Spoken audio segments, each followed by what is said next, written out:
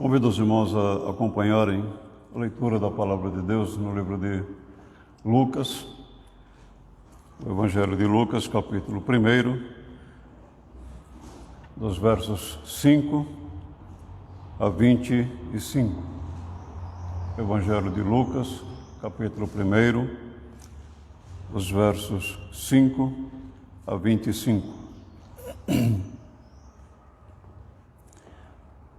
No tempo de Herodes, rei da Judéia, havia um sacerdote chamado Zacarias, que pertencia ao grupo sacerdotal de Abias. Isabel, sua mulher, também era descendente de Arão. Ambos eram justos aos olhos de Deus, obedecendo de modo irrepreensível a todos os mandamentos e preceitos do Senhor. Mas eles não tinham filhos, porque Isabel era estéril, e ambos eram de idade avançada. Certa vez, estando de serviço o seu grupo, Zacarias estava servindo como sacerdote diante de Deus.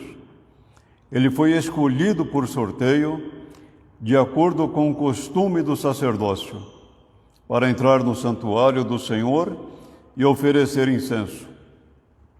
Chegando a hora de oferecer incenso, o povo todo estava orando do lado de fora. Então um anjo do Senhor apareceu a Zacarias à direita do altar do incenso. Quando Zacarias o viu, perturbou-se e foi dominado pelo medo.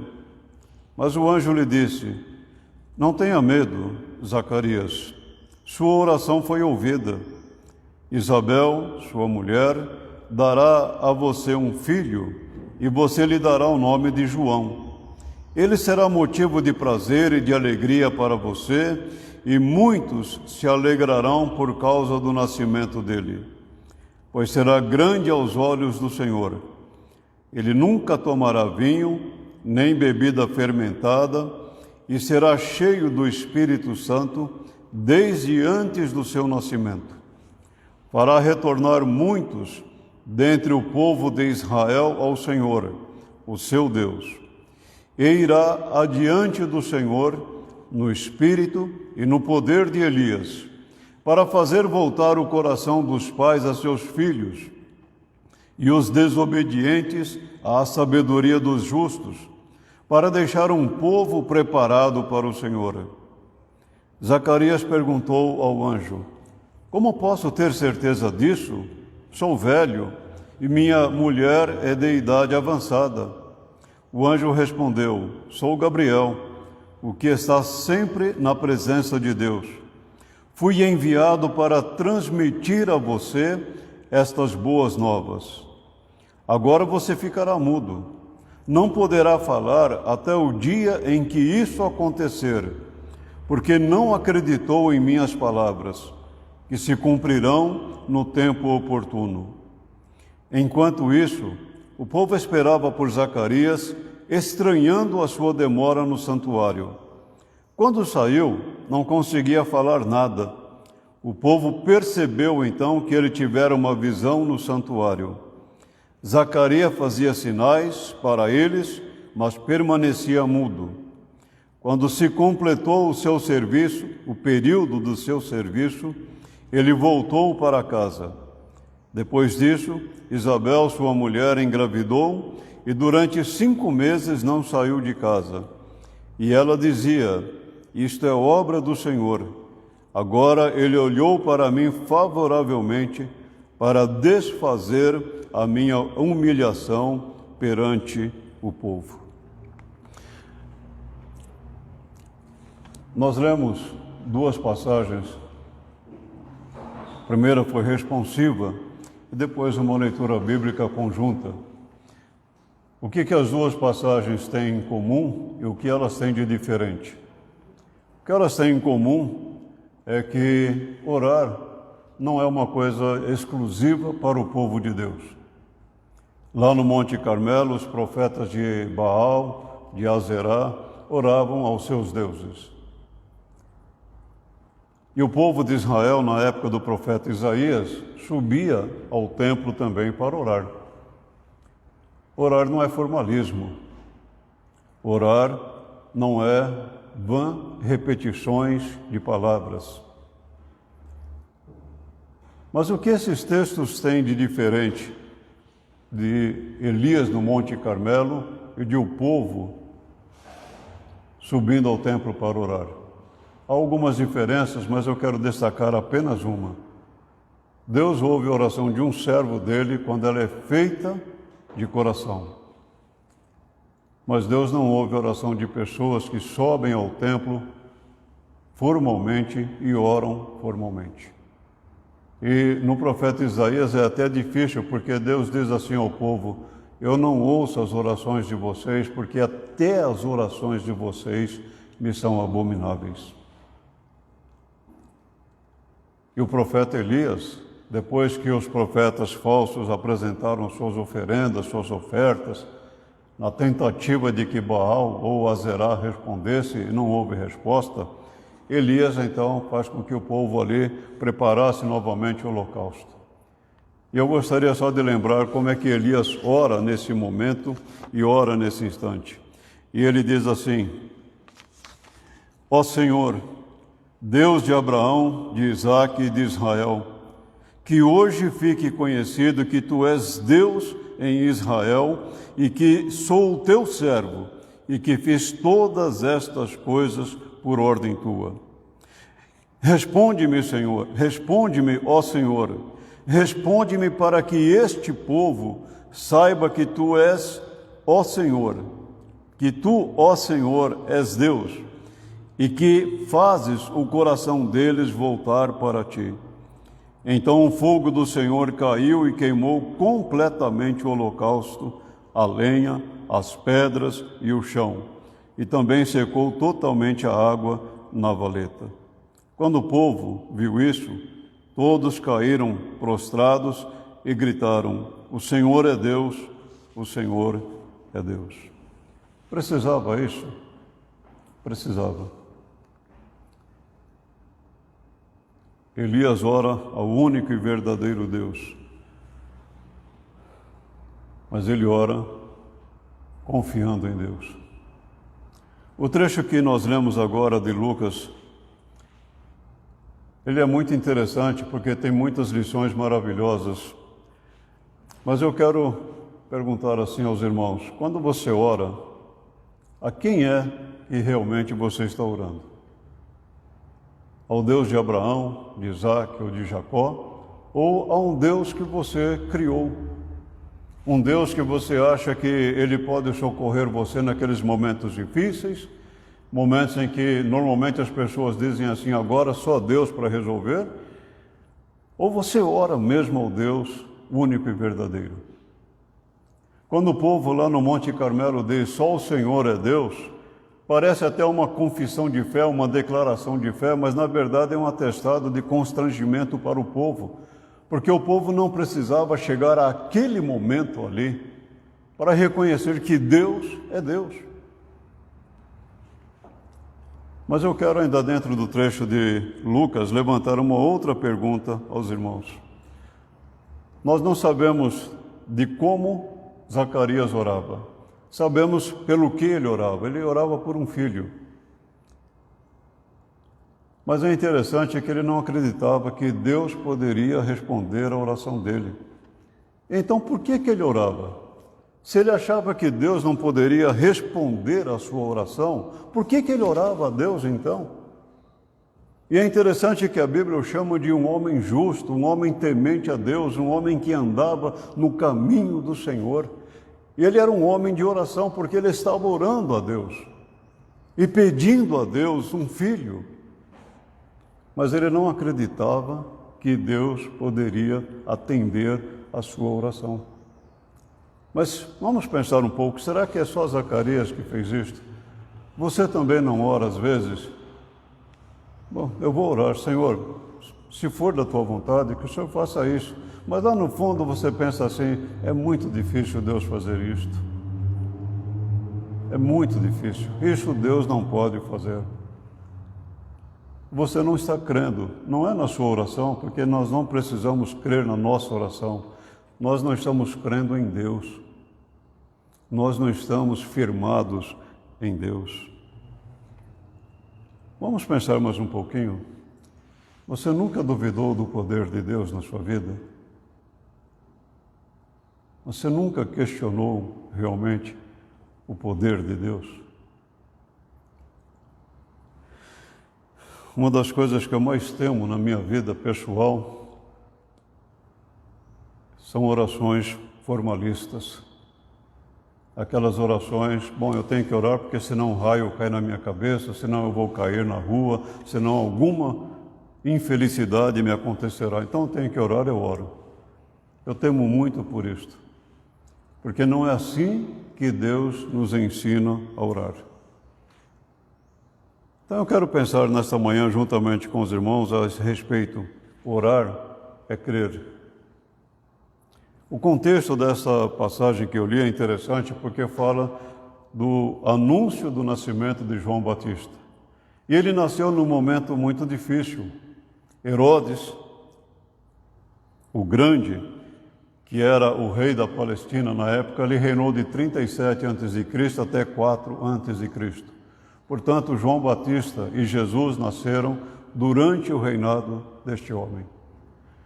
E foi durante esse reinado, especialmente no nascimento de Jesus, que Herodes, o Grande, mandou matar as crianças que tinham menos de 2 anos, ou melhor, os meninos que tinham menos de 2 anos, na cidade de Belém e nos arredores. Segundo a história, morreram cerca de 8 a 10 crianças, mais ou menos.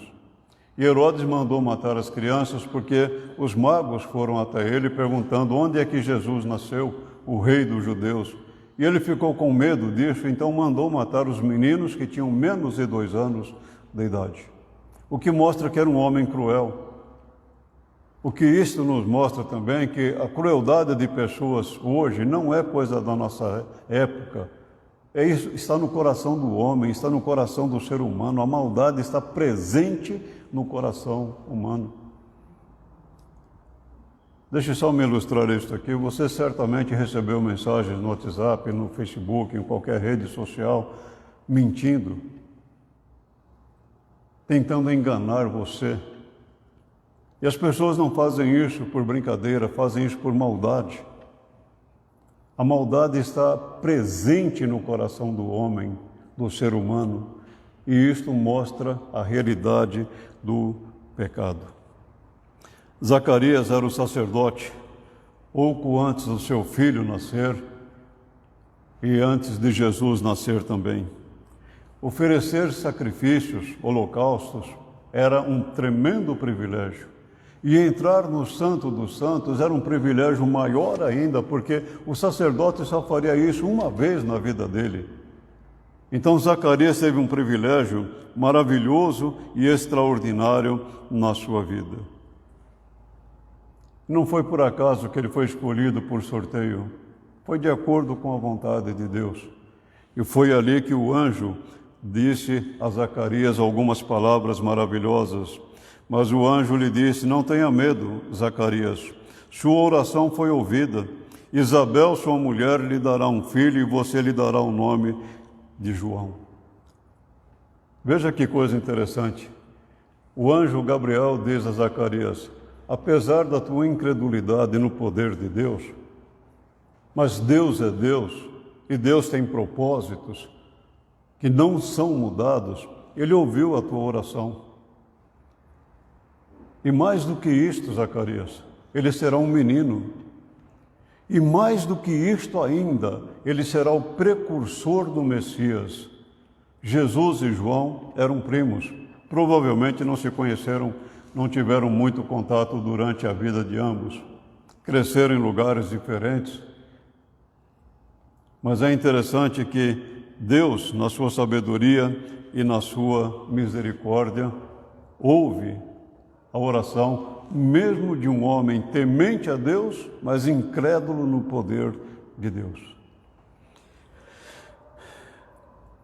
Não é a integridade de um cristão que faz Deus responder às orações. Ambos eram justos aos olhos de Deus, obedecendo de modo irrepreensível a todos os mandamentos e preceitos do Senhor. Zacarias era um homem piedoso, mas ele achava que Deus não podia atender o seu pedido. Zacarias pede a Deus um filho. Ele pede provavelmente por duas razões. Primeiro, porque para um homem não ter um filho era vergonhoso. Era muito vergonhoso. Significa que ele também não teria uma geração procedente. No último versículo do trecho de Lucas que eu li, lembrem da palavra de Isabel. Deus me livrou dessa vergonha, em outras palavras.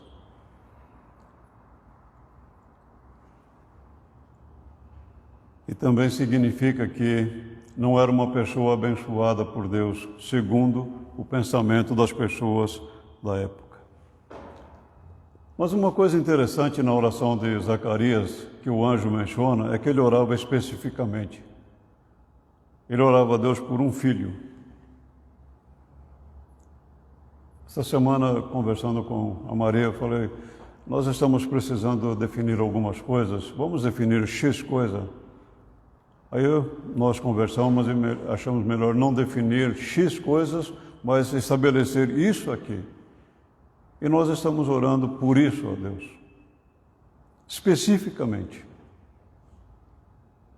E a gente sabe que Deus, na vontade dEle, no poder dEle, haverá de responder para a glória dEle e o louvor do nome dEle. Orar não é uma coisa simples. Tenho citado aos irmãos várias vezes o exemplo do fariseu e do publicano. O fariseu orava, e aliás o que ele falava era verdade, ele fazia dou o dízimo de tudo quanto tenho, jejuo 2 vezes por semana. Eu não sou nem mesmo como esse homem aqui, ó, eu sou diferente. Ele achava que estava orando a Deus. O publicano diferente nem sequer ousava levantar os olhos para os céus, batendo no peito, dizia, ó Deus, sê propício a mim, pecador. Jesus disse, este desceu justificado. Ou seja, a sua oração foi aceita por Deus, mas não a do fariseu. Então, quando nós oramos a Deus, nós precisamos lembrar do seguinte, e esta é a confiança que temos ao nos aproximarmos de Deus. Se pedirmos alguma coisa de acordo com a vontade de Deus, Ele nos ouvirá. E se sabemos que Ele nos ouve em tudo o que pedimos, sabemos que temos o que dele pedimos. Nós precisamos aprender a orar segundo a vontade de Deus. Para isso é preciso conhecer as Escrituras, orar de acordo com as Escrituras. Quando Elias ora no Monte Carmelo, ó Deus de Abraão, de Isaac e de Jacó, ele não está apenas pronunciando nomes de patriarcas, ele está dizendo da aliança que Deus fez com estes homens. Eu serei o teu Deus, eu serei o Deus desta nação. Mas naquele momento a nação estava vivendo para a idolatria. A nação não temia a Deus, a nação não era fiel a Deus. Então Elias está dizendo, eu estou orando ao Deus que é fiel, ao Deus que fez uma aliança com esta nação. Eu estou orando ao Deus que estabeleceu promessas para esta nação. E uma dessas promessas é esta, ouça, ó Israel, o Senhor teu Deus é o único Senhor. A nação estava com seu coração dividido, não temia a Deus. Então Elias não está apenas pronunciando nomes, ele está trazendo a lembrança do povo em sua oração, que Deus é fiel, que Deus cumpre a sua palavra, que Deus é Deus. Tanto é que a nação responde, só o Senhor é Deus. Orar segundo a vontade de Deus é orar crendo que Deus responde, mas de uma maneira maravilhosa. Aquele que é capaz de fazer infinitamente mais do que tudo o que pedimos ou pensamos, de acordo com o seu poder que atua em nós, a Ele seja a glória na Igreja e em Cristo Jesus, por todas as gerações, para todos sempre. Amém. Deus é poderoso para fazer infinitamente mais do que pedimos ou pensamos. Por isso é que nós precisamos aprender, na verdade, a orar a Deus. Mas é preciso compreender os princípios bíblicos. A resposta que Deus deu a Zacarias é interessante, mas o anjo lhe disse: não tenha medo, Zacarias. Sua oração foi ouvida. Isabel, sua mulher, lhe dará um filho e você lhe dará o nome de João. Quando o anjo Gabriel responde assim, em nome de Deus, a Zacarias, ele está dizendo da soberania de Deus. O que era um problema para Zacarias e para Isabel não era para Deus, e eles precisavam compreender isto. Será que eles não conheciam a história de Abraão? Será que eles não conheciam a história de Isaac? Será que eles não compreendiam o problema de Jacó também? Deus não havia operado maravilhas na vida dessas famílias? Por que Zacarias duvida no seu coração que Deus tem poder para responder? Deus é soberano. O profeta Isaías diz assim: desde os dias mais antigos eu o sou, não há quem possa livrar alguém de minha mão, agindo eu, quem o pode desfazer? Deus é soberano, Ele reina. Muito mais que temer nações, temer homens, nós precisamos aprender a temer a Deus. Mas temer não por medo, temer por reverência, sabendo quem Ele é, como Ele faz, como Ele age, sabendo que Deus é o único e verdadeiro Deus, que não há outro Deus além do nosso Deus. Deus é Deus. Mas ainda é preciso compreender que Deus tem poder para agir. Agindo eu, quem o pode desfazer? Nós precisamos aprender a conhecer a soberania de Deus e descansar nesta soberania, firmarmos-nos nesta soberania. Zacarias realmente tinha problemas, e eles não eram problemas simples. Ele era de idade avançada, Isabel era de idade avançada, Isabel era estéril, mas ele pede um filho. Se ele vê a sua situação, por que ele pede a Deus um filho naquelas circunstâncias? Mas ele estava expressando um desejo do seu coração. Ele gostaria muito de ter um filho. E Deus respondeu para Zacarias, além do que ele pediu, além do que ele pensou. Não seria apenas um filho. E esse filho não o tiraria da vergonha de não ser pai, de não ter uma geração. Provavelmente João Batista não se casou, então a geração de Zacarias findou com João Batista. Mas Deus deu a Zacarias a alegria de ter um filho que seria o precursor do Messias, aquele que haveria de preparar o caminho para o Messias. Deus respondeu muito além. Ele será um motivo de alegria e prazer para você, e muitos se alegrarão por causa do nascimento dele, pois será grande aos olhos do Senhor. Ele nunca tomará vinho nem bebida fermentada e será cheio do Espírito Santo desde antes do seu nascimento. Que palavras maravilhosas esta para um homem que orava a Deus, mas não acreditava que Deus teria poder para responder às suas orações. João será um homem de grande importância para o meu propósito. João será um homem realmente muito grande diante de Deus. E há uma colocação maravilhosa que é feita: ele será cheio do Espírito Santo mesmo antes do seu nascimento. Nós recebemos o Espírito Santo quando nós somos levados à conversão a Deus. Nós recebemos a dádiva do Espírito Santo quando Deus transforma o nosso coração. Mas João Batista foi diferente. Antes do seu próprio nascimento, ele já foi cheio do Espírito Santo. Um homem que teve um privilégio extraordinário, maravilhoso, incomparável aos olhos humanos. Mas Deus ainda diz mais a respeito dele, que entre os profetas ele seria o maior. Afinal, que foram ver um profeta, sim, eu lhes digo, e mais que profeta, este é aquele a respeito de quem está escrito: enviarei o meu mensageiro à tua frente, ele preparará o teu caminho diante de ti. Seria um profeta de Deus, um grande profeta. João Batista não escreveu nenhum livro bíblico. Nesse sentido, Isaías foi um profeta maior do que ele, Daniel foi um profeta maior do que ele, Moisés foi um profeta maior do que ele. Mas João Batista foi um profeta maior porque ele foi o arauto de Deus para anunciar a vinda do Messias. E ele faria um ministério simplesmente extraordinário. Deus o usaria para a conversão de muitos judeus a Deus. Ele seria um instrumento para a transformação da vida de muitas pessoas.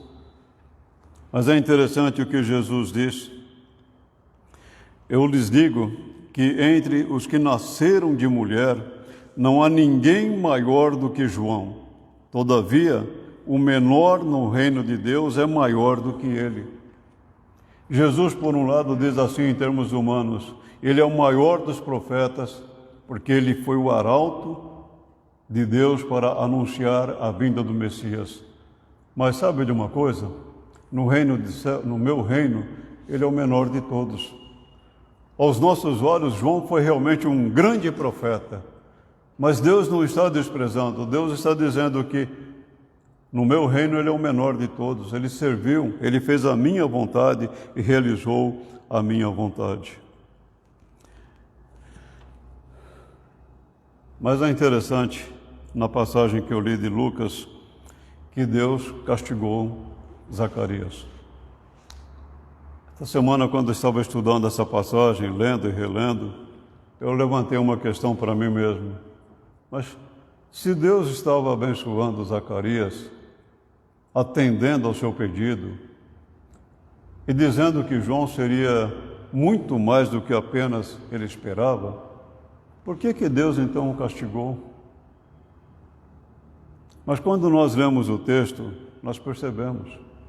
O anjo disse assim, Zacarias disse assim ao anjo: como posso ter certeza disso? Sou velho e minha mulher é de idade avançada. O anjo então respondeu: porque não acreditou em minhas palavras que se cumprirão em tempo oportuno. Por isso Deus o castigou. Zacarias, você está orando a Deus, você está orando a mim por um filho, eu vou te dar o filho. E quando o anjo diz, a sua oração foi ouvida, ele diz ao anjo, mas como é que pode ser isso? Não tem como isso acontecer, é impossível isso acontecer. Mas por que você ora então?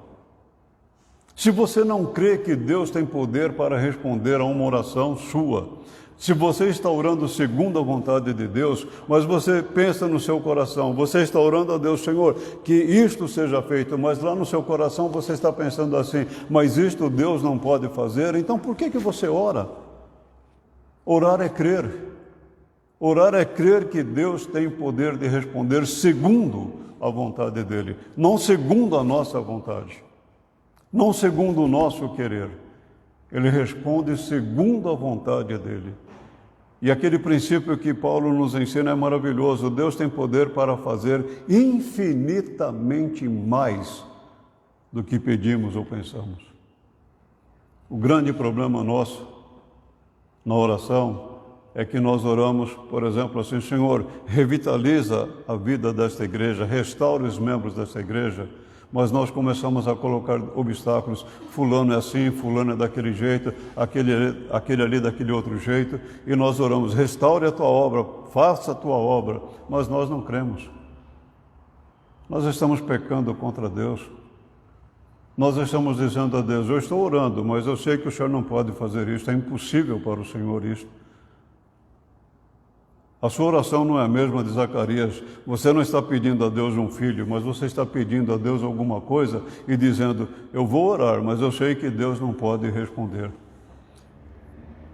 Quando o anjo diz a Zacarias, a sua oração foi ouvida, em vez de ele se alegrar, em vez de ele se regozijar, em vez de ele agradecer a Deus, ele levanta a dúvida, como será isto?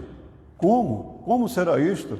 E ele apresenta duas situações realmente difíceis. Eu sou idoso, minha esposa é idosa e ela é estéril. Como é que isto pode acontecer? Mas agindo eu, quem pode desfazer? O grande problema nosso na oração, amados, é que nós muitas vezes oramos e não cremos no nosso Deus. Nós não cremos que Deus tem poder para fazer a vontade dEle. E às vezes, e tristemente, nós convivemos com isto pacificamente. Mas Deus puniu a Zacarias pela sua incredulidade.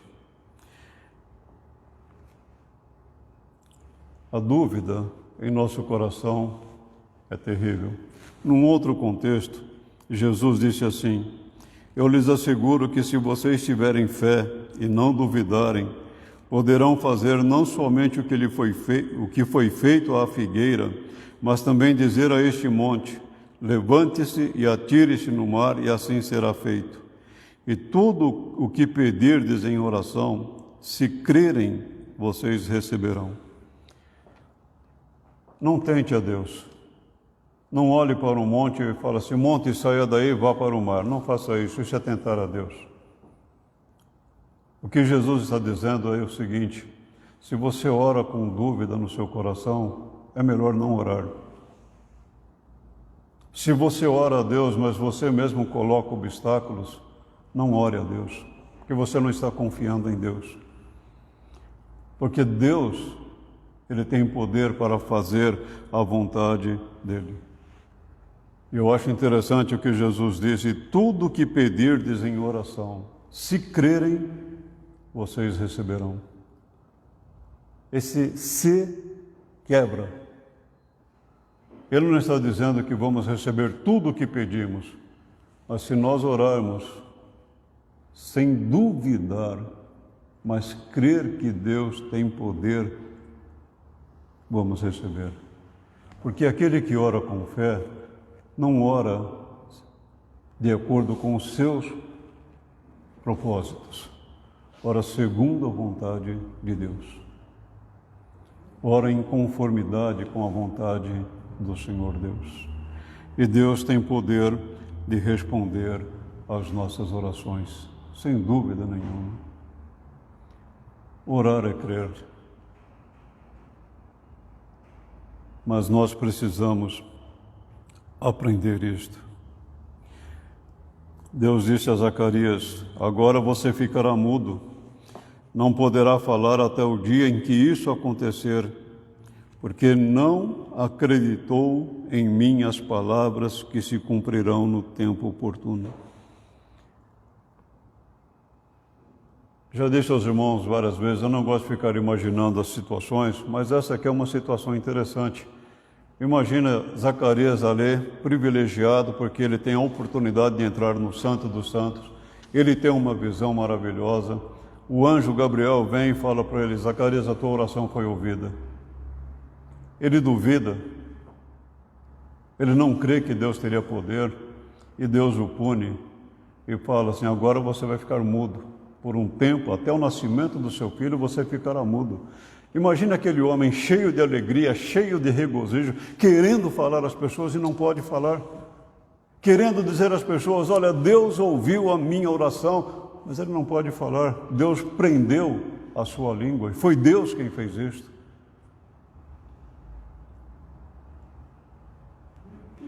Imagina a situação dele. Ao mesmo tempo que tentando pular de alegria, não pode falar. Não zomba de Deus. Se você pede alguma coisa a Deus, segundo a vontade dEle, tenha certeza, Ele vai responder.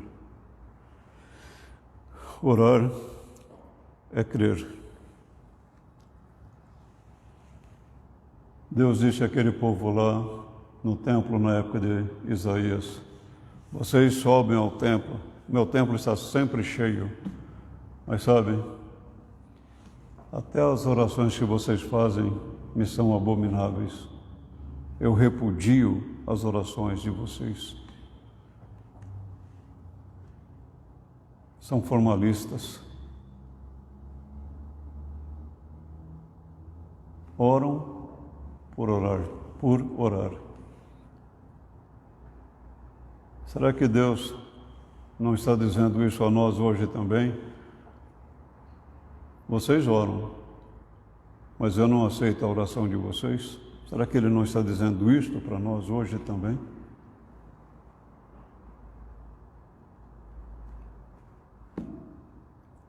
Por que será que Deus não tem ouvido as nossas orações? Talvez não seja o tempo dele responder ainda. Ou, talvez, nós não estamos orando crendo. Não sabemos. Orar é crer. E crer elimina a dúvida. Mas se há dúvida, é porque não há fé. Elias no Monte Carmelo foi ousado.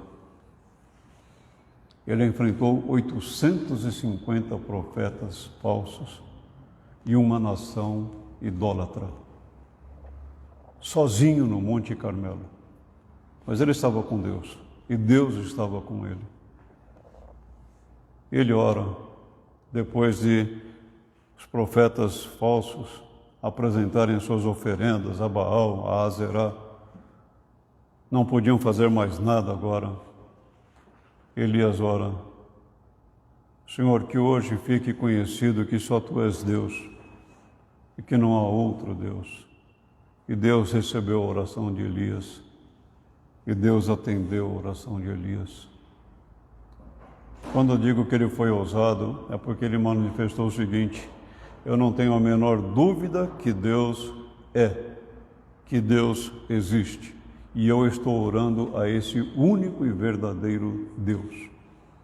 Ele não duvidou. Ele creu. Orou crendo. Deus é fiel em todas as suas promessas. Agindo eu, quem o pode desfazer? Se você pede alguma coisa a Deus, e se o que você está pedindo é segundo a vontade de Deus, não duvide, creia.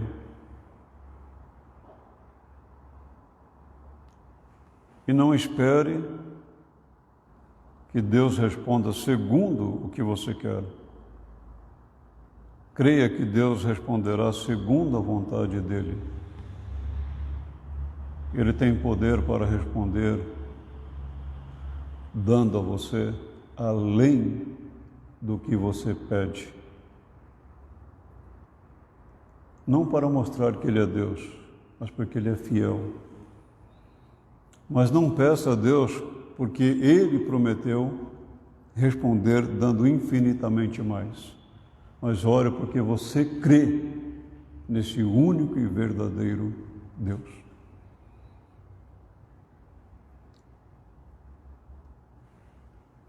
Orar segundo a vontade de Deus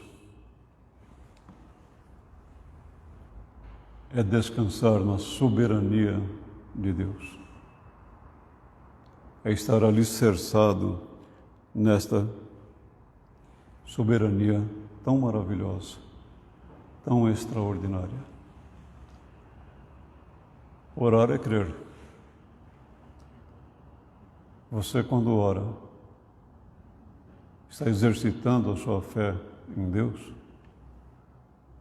Você crê nesse Deus único e maravilhoso, verdadeiro e poderoso? Vamos orar, como Elias fez. Vamos orar como homens e mulheres de Deus fizeram. Eu quero só lembrar aos irmãos isto. Ana, ali no templo, é uma das orações mais maravilhosas que eu gosto de ler na Bíblia. A dor no coração de Ana, ela era tão grande que ela não falava as palavras, ela balbuciava as palavras.